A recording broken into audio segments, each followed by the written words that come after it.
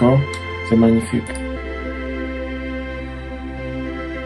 Donc, on va essayer de voir où on est là. On est dans la route, on liste, on va dans le directory général. Bon, le but surtout c'est d'aller dans le MNT directory. Et là-bas, j'ai le serveur 1, qui est un dossier que j'ai créé, serveur 1. Et puis, je vais aller dans ce dossier nommé serveur 1, ok? Et puis, je vais faire Pre-Run Directory pour avoir son chemin d'accès. Ça sera en fait le chemin d'accès de départ que je vais utiliser dans ma commande. Donc, je fais commande fnd async maintenant pour voir si async est installé. Ça n'a rien à apparaître, ça signifie que c'est pas installé. Je peux encore utiliser wish async pour vérifier ça et vous voyez no async in the different directory. Si vous vous rappelez de ces directories dont je vous ai parlé dans les épisodes précédents ou checker. Donc, j'installe rapidement async et puis je check à nouveau et vous voyez ça existe là tout de suite. Donc, je vais refaire pre-run directory, ok? Donc, je vais aller dans le serveur source et je vais essayer de lancer la commande manuellement, ok? Je fais d'abord hors du script présentement. Je vais remplacer les différents paramètres.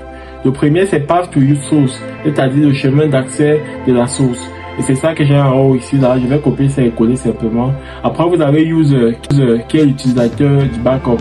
C'est root qui est l'utilisateur qui est en cours d'utilisation maintenant. Donc, je vais mettre root. Arrobas backup server. Je vais aller dans le backup. Je fais hostname dans le but d'obtenir rapidement le nom du serveur. C'est ça. Hostname donne le nom du hôte du serveur. Et puis, je vais rentrer et je vais supprimer backup server. Je colle ce nom-là. Et puis, je vais coller enfin le chemin d'accès de mon stockage dans le backup. Vite fait. So, c'est ce que je vais faire là. Je vais aller dans cdmount.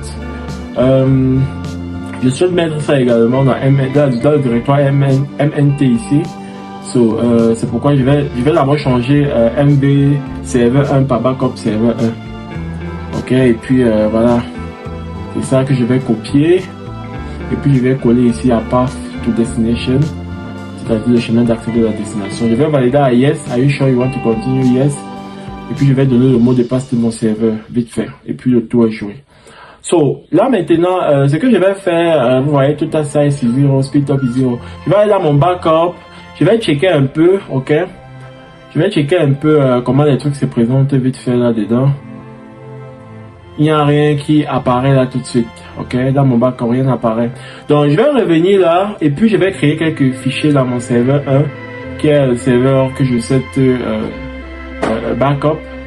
Et puis je vais réexécuter la commande en fait. Et je remets le mot de passe. Et je repars dans mon backup. Et je vais lister à nouveau le contenu. Et vous voyez, les fichiers que j'ai créés apparaissent.